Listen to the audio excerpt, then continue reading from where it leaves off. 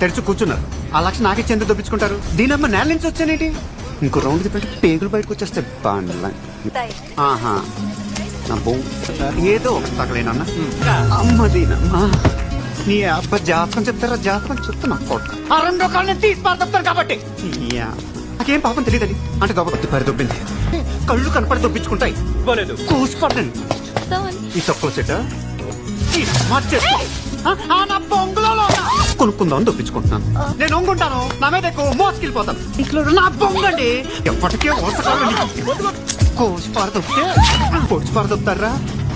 ఈ కత్తిని తిప్పినట్టు కొత్త డిజైన్ అయిపోయినా కొడకల్లారా కూర్చున్నారు. నీతో